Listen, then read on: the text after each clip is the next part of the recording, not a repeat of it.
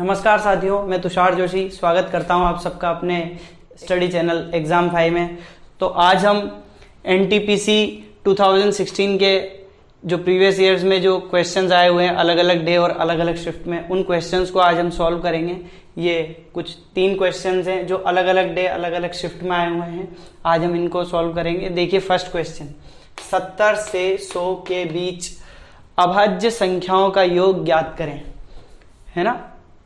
22 फरवरी 2016 NTPC second shift में आया हुआ क्वेश्चन है। सबसे पहले इसी क्वेश्चन से हम स्टार्ट करेंगे। तो देखिए 70 से और 100 के बीच कौन कौन सी अभाज्य संख्याएं हैं, इसके लिए हमारे पास कोई ट्रिक नहीं है, किसी के भी पास कोई ऐसी इसकी ट्रिक नहीं है।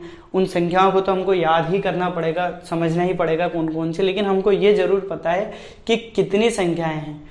तो उसके लिए हम जो ट्रिक हमने पढ़ी थी, कल पढ़ी थी, वो ट्रिक क्या थी कि 50 से 100 के बीच का क्या सूत्र था, 2 2 3 2 1। ये 60 तक के लिए, ये 70 तक के लिए, ये 70 से 80, ये 80 से 90 और ये 90 से 100। तो यानी कि टोटल हमारे पास 6 संख्या होनी चाहिए, 3 + 2 + 1, तो 6 अभाज्य संख्या होंगी। अब वो संख्याएं हैं 71 73 79 83 89 97। अब आइए इनको जोड़ते हैं हम। तो इनको जोड़ेंगे 7 और 9 16, 16 और 3 19, 19 और 4 23, 23 और 9 32 का 2 हासिल का 3, 9 और 3 12, 12 8 20, 20 8 28, 28 और 7 28 और 7 35, 35 और 14 49। तो ये 492 492 इसका राइट आंसर है। ठीक है। अब उसके बाद चलते हैं हम सेकंड क्वेश्चन पे कि 60 धनात्मक पूर्णांकों 60 और 100 के बीच कितनी अभाज्य संख्याएं हैं। तो कितनी अभाज्य संख्याएं हैं इसके लिए अभी हमने इस क्वेश्चन में इसका सूत्र लिखा था। इसका सूत्र क्या था, इसकी ट्रिक क्या थी, उसने ये केवल ये पूछा है कि कितनी 60 और 100 के बीच कितनी अभाज्य संख्याएं हैं। तो सूत्र क्या है इसका, तो 60 से 100, तो ये 51 से 60 तक यहाँ खत्म हो जाता है। तो इसको हमको नहीं लेना है क्योंकि 60 एक भाज्य संख्या है। अब हमको 61 से 70 में 2 हैं, 70 से 80 में 3 हैं, 80 से 90 में 2 हैं और 90 से 100 के बीच 1 है। उसने 100 के बीच ही पूछी है। तो इनको जोड़ देते हैं। तो इनको जोड़ेंगे तो 4 और 4 8, तो टोटल 8 अभाज्य संख्या हैं। ये इसका आंसर हुआ। ये भी देखिए, ये 6 अप्रैल 2016 एनटीपीसी फर्स्ट शिफ्ट में आया हुआ क्वेश्चन है ये। उसके बाद देखिए थर्ड क्वेश्चन को जब हम सॉल्व करेंगे तो थर्ड क्वेश्चन में ये बोल रहा है 2 धनात्मक संख्याओं का योग 30 और उनका अंतर 6 है, उनका गुणनफल ज्ञात करो। ये स्क्रीनशॉट ले लीजिए।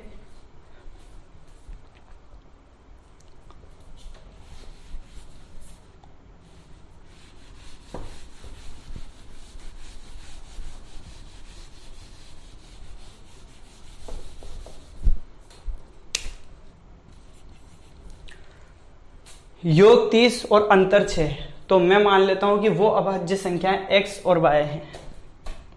तो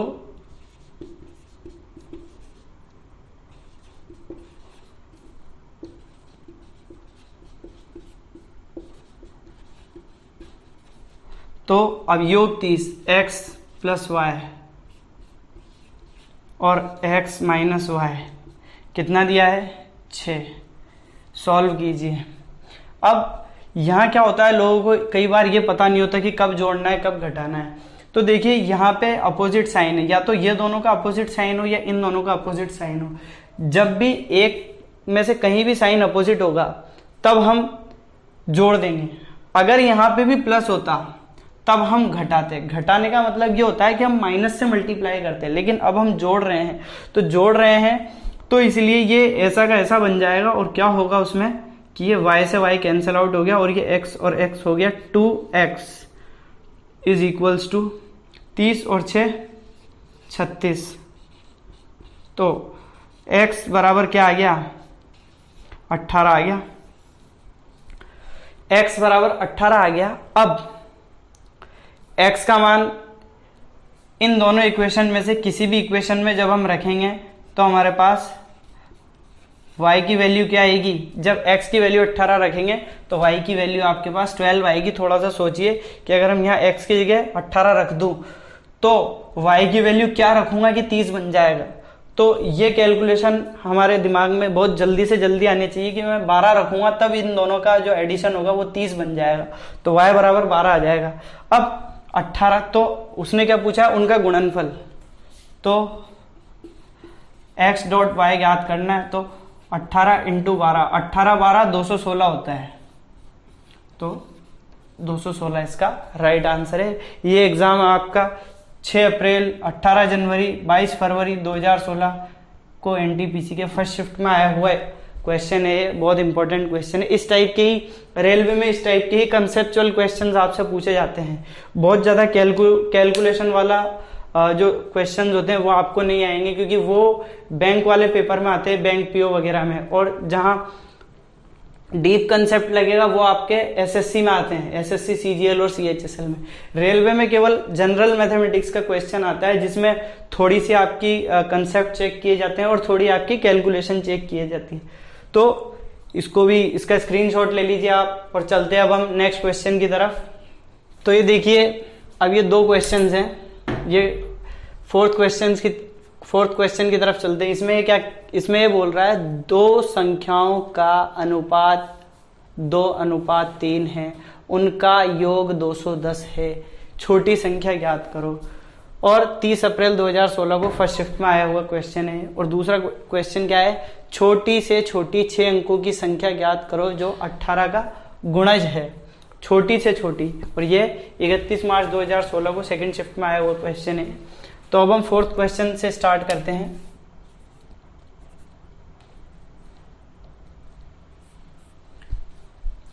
दो संख्याओं का योग 210 और अनुपात ये। तो देखिए, इस तरह के क्वेश्चन के लिए बहुत सिंपल सा ट्रिक है, सिंपल सा तरीका, कुछ भी मान लीजिए आप, कि हमको ये याद रखना है कि उनका टोटल कितना है 210 और रेशो का टोटल कितना आ रहा है। ये बहुत इंपॉर्टेंट है। ये ट्रिक आगे भी जब हम time and speed, time and distance ये सब करेंगे तो तब वहां भी बहुत काम आएगी। एज वाले क्वेश्चंस करेंगे तब भी ये चीज काम आएगी कि देखिए टोटल डिवाइड बाय टोटल। और अब यहां हम उसको लिखेंगे जिसका उसने पूछा हुआ होता है। तो उसने किसका पूछा है, उसने पूछा है छोटी संख्या। तो छोटी संख्या क्या है, तो 2, बस। तो इसका आंसर आ जाएगा यहाँ पे कि 210 में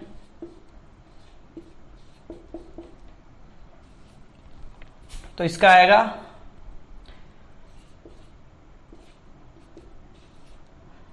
420, 5 से किया, इसको डबल करके तो ये तो आ गया, इसको डबल करेंगे 42, 42 को 2 यानी कि 84।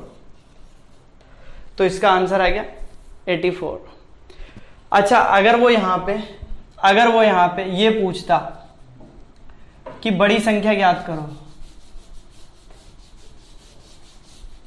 अगर वो यहां पे ये पूछता कि बड़ी संख्या, तो बड़ी संख्या के लिए हम यहाँ 3 लिख देते और हमारा आंसर क्या होता 210 डिवाइड बाय 2 और 3, 5 गुणा 3।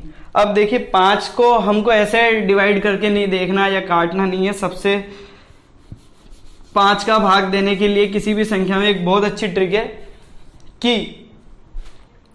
ऊपर वाली संख्या को डबल कर दो और 1 डिजिट बाद पॉइंट लगा दो।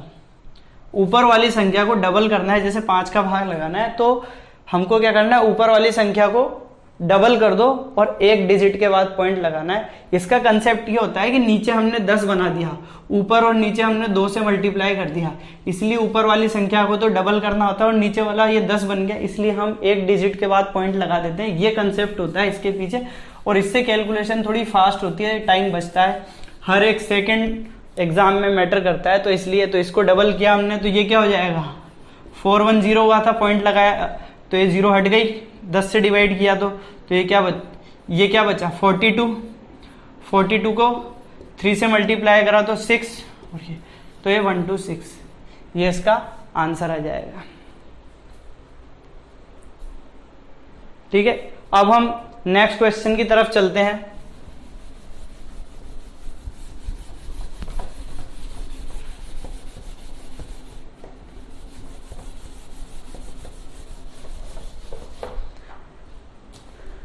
नेक्स्ट क्वेश्चन वो क्या बोल रहा है, छोटी से छोटी 6 अंकों की संख्या ज्ञात करो जो 18 का गुणज है। 18 का गुणज है मतलब कि वो 18 से डिवाइड होगी, या 18 का मल्टीपल है, तो इसका मतलब ये है कि उसमें 18 का भाग जाएगा, पूरी बार भाग जाना चाहिए, और वो होने की क्या चाहिए 6 अंकों की छोटी से छोटी। तो 6 अंकों की छोटी से छोटी संख्या क्या होगी,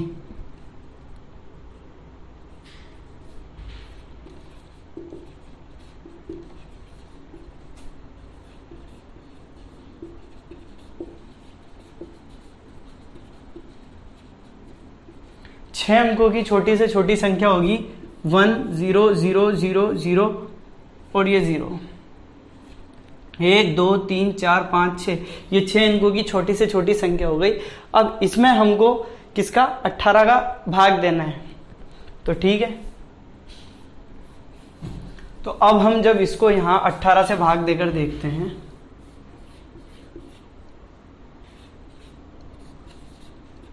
पांच बार 90 10 ये 0, 5 बार 90 10 ये वाला 0, फिर 5 बार 90 10 ये वाला 0, फिर से 5 बार 90, अब ये 10 बच रहा है यहाँ पे, ये 10, तो ये जो 10 बचेगा, शायद देखने में थोड़ा प्रॉब्लम हो रही है, तो यहां पे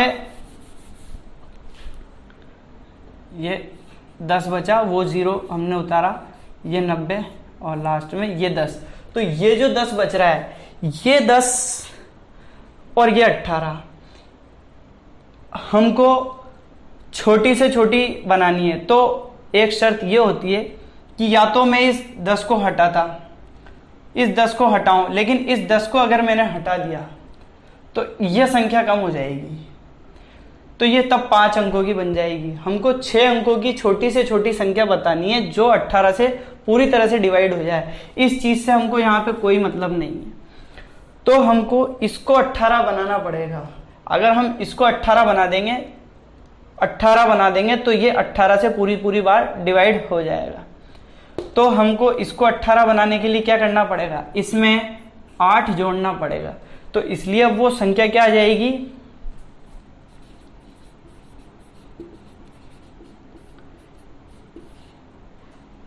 वो संख्या हो जाएगी,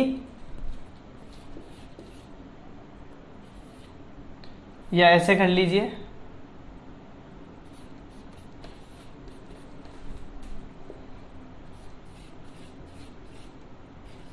तो अब देखिए ये 6 अंक हो गए, 1 2 3 4 5 6, ये 6 हो गए। इस संख्या से हमको कोई मतलब नहीं है, हमको इस संख्या से यहां जो संख्या आएगी ना उससे मतलब है। तो 18 बनाना पड़ा हमको, क्यों, यहां जो रिमाइंडर 10 बज रहा है उसको हमको 18 बनाना था, तभी भाग लग पाएगा। अगर हम इस 10 को हटा देते तब तो ये 5 अंकों की हो जाती, तब ये 5 अंकों की बड़ी से बड़ी संख्या बन जाती, ये दूसरा क्वेश्चन बन जाता।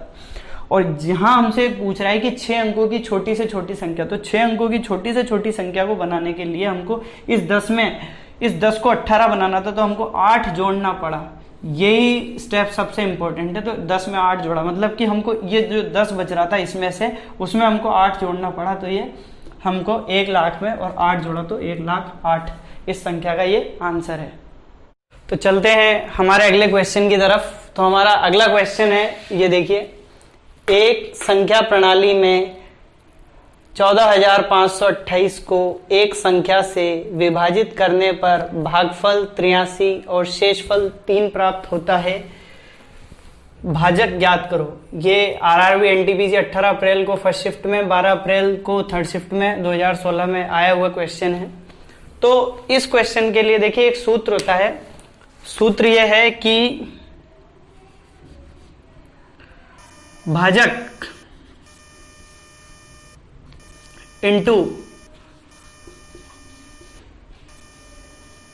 भागफल प्लस शेषफल, ये किसके बराबर होता है? भाज्य के बराबर।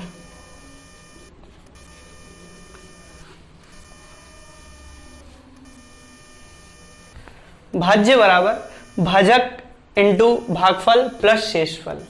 तो अपने को इसमें भाज्य दे रखा है, भाज्य है 14,528।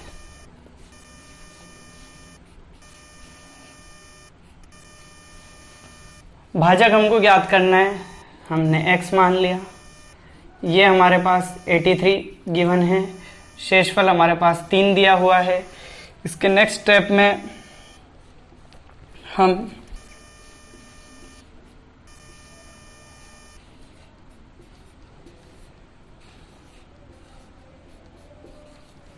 इसको जब सॉल्व करेंगे तो आंसर आएगा 175।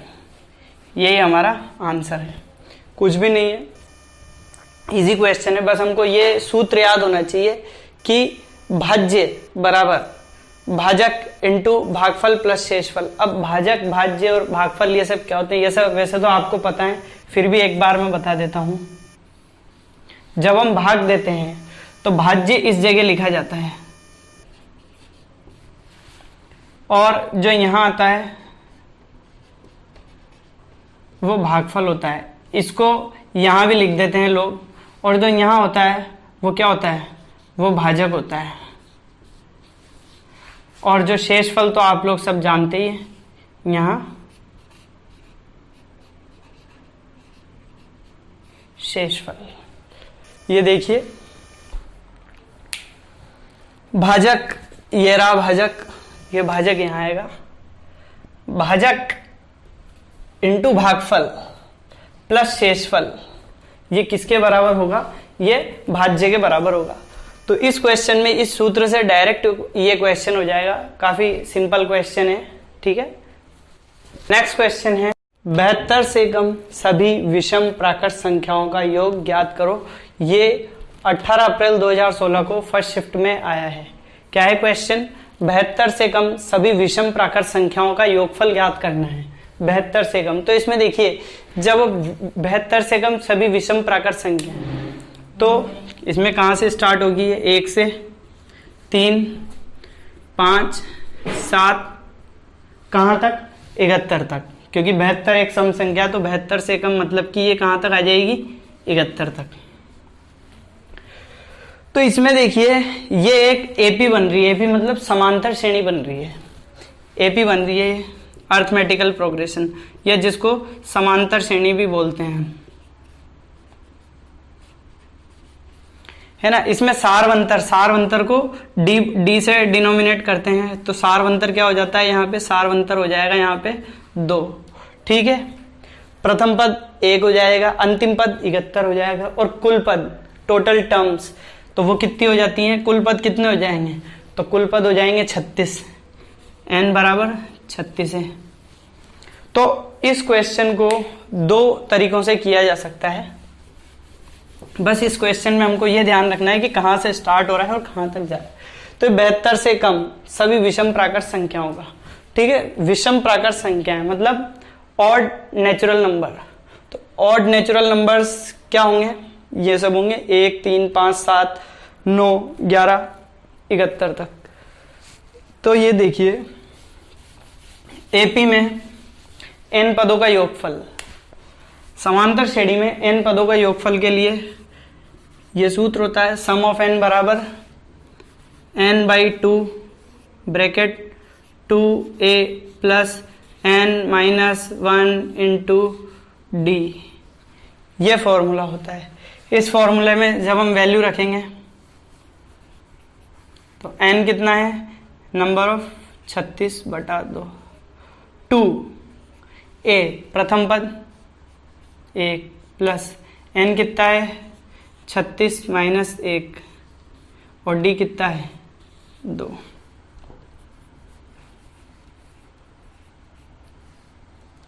ये बचा 35, 2 70।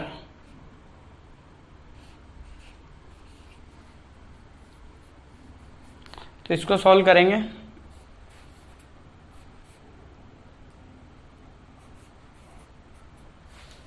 अट्ठारह को 72 से मल्टीप्लाई करेंगे। 18 को 72 से मल्टीप्लाई कीजिए।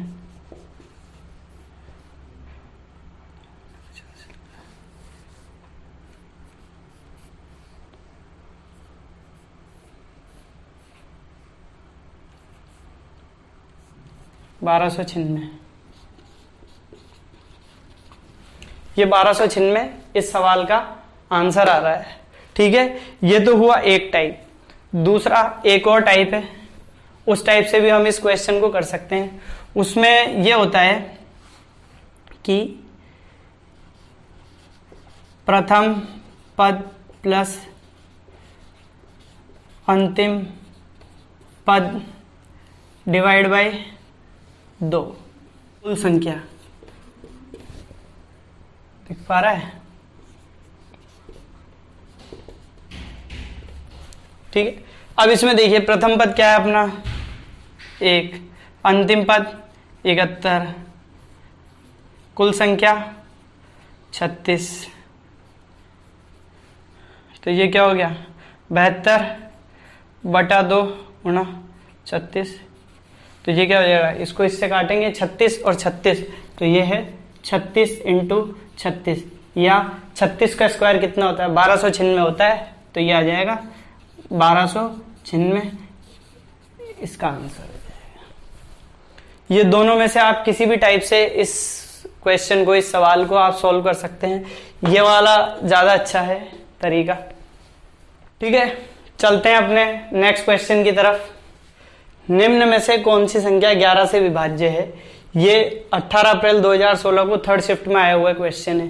तो इसमें ये बोल रहा है निम्न में से, तो 11 से विभाज्य होने के लिए शर्त क्या थी कि संख्या में एकांतर अंकों का योग, संख्या में एकांतर अंकों का योग या तो 11 हो जाए या फिर योग का जो अंतर है वो या तो 11 हो जाए या 11 का मल्टीपल हो जाए। तो अब देखिए इनमें हम देखेंगे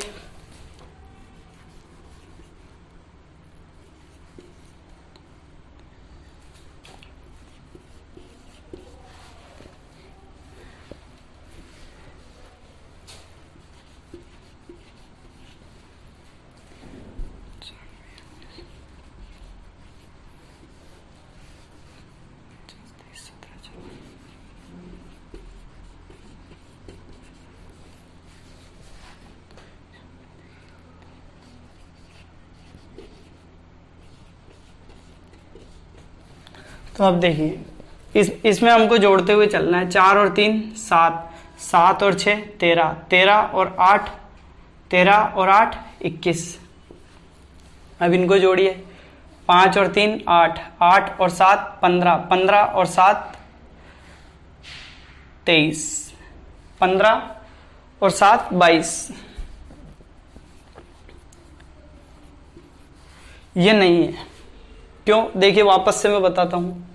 4 और ये इसका एकांतर अंक, यहां से भी स्टार्ट कर सकते हैं आप, किसी भी एंड से स्टार्ट कर सकते हैं। ऐसा नहीं है कि इधर से या इधर से, किसी भी एंड से, लेकिन हमको एकांतर लेना है। 4 और 3 7, 7 और 6 13, 13 और 8 13 और 8 21। तो यहाँ 21 आ गया। यहाँ से स्टार्ट कीजिए 5 3 8, 8 और 7 15, 15 और 7 22 होता है। तो ये 15 और 7 22। तो इनका डिफरेंस क्या है? इनका डिफरेंस तो ये तो 2 आ रहा है, इनका डिफरेंस तो 1 आ रहा है, तो ये नहीं हुआ। इस पे देखिए एकांतर अंक इधर से स्टार्ट कर देते हैं। चलिए 2 और 5 7, 7 और 6, 7 और 6 13, 13 और 4 13 और 4 17। तो ये वाला तो ये सीरीज तो 17 आ रही है। अब ये सीरीज देखते हैं 4 4 8, 8 और 9 17, 17 और 4 21। ये 21 आ रहा है। तो इनका डिफरेंस 4 हो रहा है, ये भी नहीं हो रहा। इससे स्टार्ट करते हैं। 4 और 2 6, 6 और 1 7, 7 और 5 12। अब ये देखिए 9 और 3 12, 12 और 7 19 और 4 23। तो इनका डिफरेंस बिल्कुल एग्जैक्ट 11 आ रहा है। तो हमको यहीं पे इस सवाल को छोड़ देना है, आगे वाला करने का कोई मतलब नहीं, क्योंकि अगर हमको काउंटिंग ढंग से करनी है इस सवाल, इस तरह के क्वेश्चन में हमको काउंटिंग ढंग से करनी है, और हमारा यहीं पे 11 आ रहा है, 11 आ रहा है। ये अगर ये 22 आ जाता, अगर ये 33 आ जाता, अगर ये 44 आ जाता, मतलब 11 का मल्टीपल, 11 का गुणा जाना चाहिए था या 11 आना चाहिए था। तो इसीलिए ये संख्या 11 से विभाज्य है। तो इसका आंसर ये हो जाएगा सी। अपना नेक्स्ट क्वेश्चन क्या बोल रहा है कि 1 से 10 तक के वर्गों का योगफल ज्ञात करो। 1 से 10 तक के वर्गों का योगफल या 1 से 10 तक की संख्याओं के वर्गों का योगफल। तो वर्गों के योगफल के लिए एक सूत्र होता है n + 1 2n + 1/6। ये होता है n तक के वर्गों का योग। एक इसी से रिलेटेड एक सवाल और है। अगर वो बोल दे कि n तक के घनों का योग, तो ये क्या होगा n × n + 1/2 का होल स्क्वायर। ये दोनों सूत्र इंपॉर्टेंट है, ये दोनों सूत्र इंपॉर्टेंट है। और अगर वही इस सवाल में ये भी पूछ सकता था कि 1 से 10 तक की संख्याओं के घनों का योग, अगर घन का पूछता तो हम ये सूत्र लगाते, और वर्गों का योग पूछता तो ये वाला सूत्र लगाते। इस टाइप के क्वेश्चन प्रीवियसली एनटीपीसी में आए हुए हैं। ये क्वेश्चन भी देखिए 30 अप्रैल 2016 को सेकेंड शिफ्ट में आया हुआ है। तो बिल्कुल ये क्वेश्चन आपके लिए इंपॉर्टेंट है। हमको ये कुछ इंपॉर्टेंट सूत्र हैं जिनको हम जैसे जैसे जब हम सवाल करेंगे तो वैसे वैसे तब हम उन्हीं क्वेश्चंस को नोट करते, उन्हीं सूत्रों को नोट करते हुए चलेंगे। क्योंकि हम एक साथ अगर मैं लिखवा दूंगा तो वो हम कुछ दिन बाद ही भूल जाएंगे। लेकिन जैसे जैसे जब भी हम सवाल करेंगे, हम बीच बीच में सवाल लेंगे उस टाइप्स के, तो तब वो आएंगे तो हमको वो रिमाइंड होता रहेगा, वो रिमाइंडर होता रहेगा। इसलिए हमको ये सब करना जरूरी। तो अब इसको सॉल्व करते हैं। ये वाला मैं मिटा देता हूं।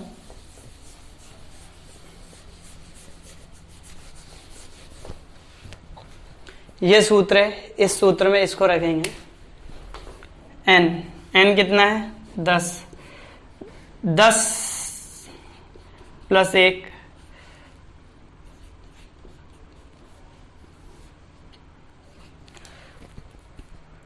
2 × 10 10 × 2 20 + 1 डायरेक्ट रख दिया है, स्टेप बढ़ाने की जरूरत नहीं है।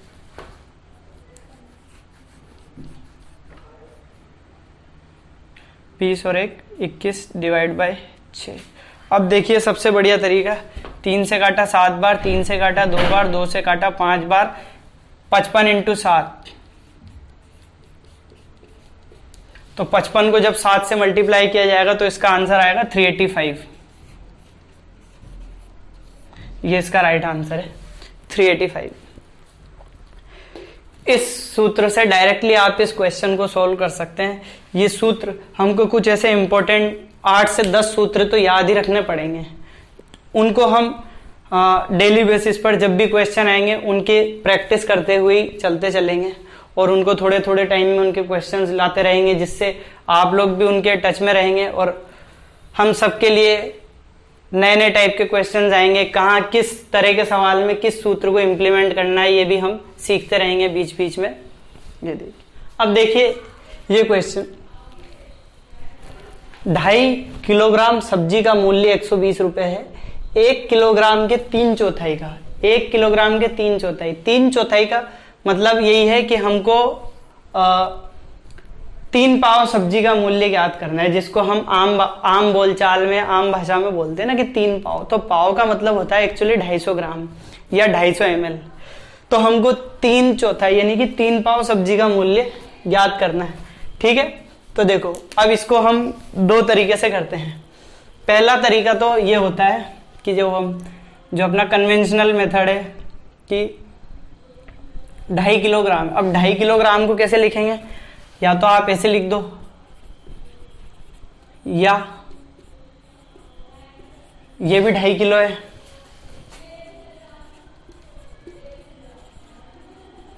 का मूल्य बराबर 120 रुपये, चूंकि इसीलिए 1 केजी का मूल्य, तो 1 केजी का मूल्य 120/2 से 1/2 या 120 डिवाइड बाय 5/2। इसीलिए 3/4 मतलब ये 3/4, 3 पाव।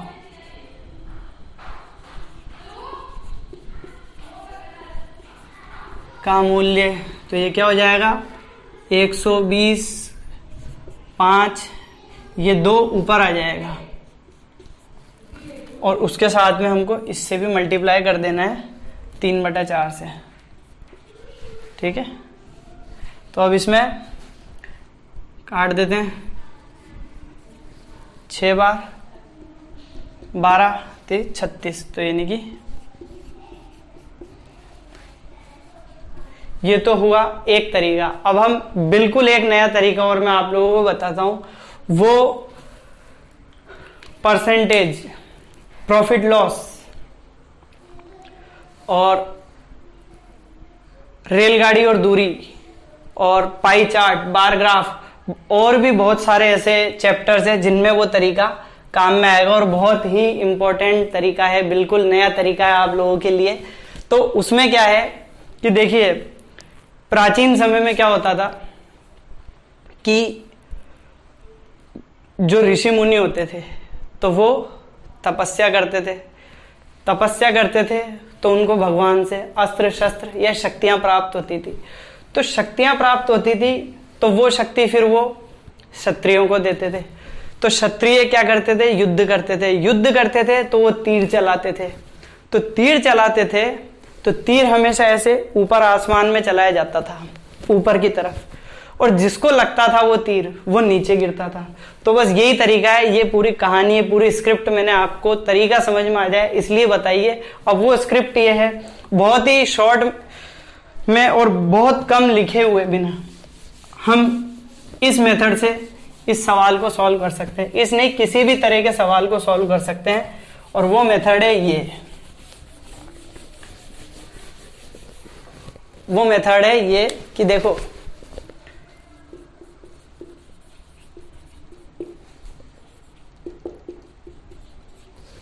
एक 120, इसलिए 3/4 का मूल्य, इसके ऊपर तीर चला दो। तो इसके ऊपर तीर चलाना मतलब इस वाली टर्म को तो हमको नीचे डाल देना है और इन दोनों को मल्टीप्लाई में कर देना है। तो ये कीजिए 120 गुणा 3/4, और इसको हम बटे में लगाएंगे तो क्या हो जाएगा, इसको आप ऐसे बटे में लगाइए, 5 नीचे आ जाएगा और ये 2 पलट के ऊपर चला जाएगा। तो वही जम गई, 20 से काटा 6 बार, कितना हो गया 36 रुपये। ये आ गया आंसर।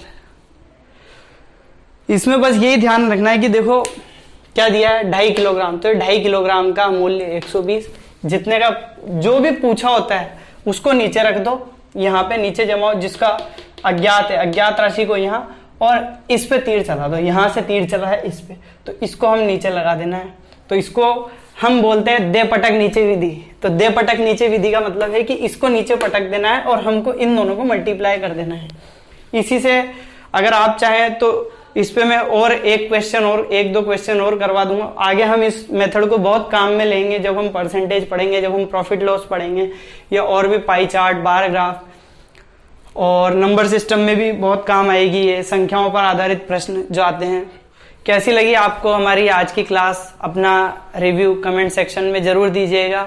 आज हमने 10 सवाल किए, कल फिर से हम और भी इसके क्वेश्चंस लेकर आएंगे नंबर सिस्टम के। और अब हमारे चैनल को लाइक, शेयर और सब्सक्राइब जरूर कीजिए, बेल आइकन को जरूर दबाइए ताकि आपको हमारे आने वाले वीडियोस के नोटिफिकेशन मिलते रहें।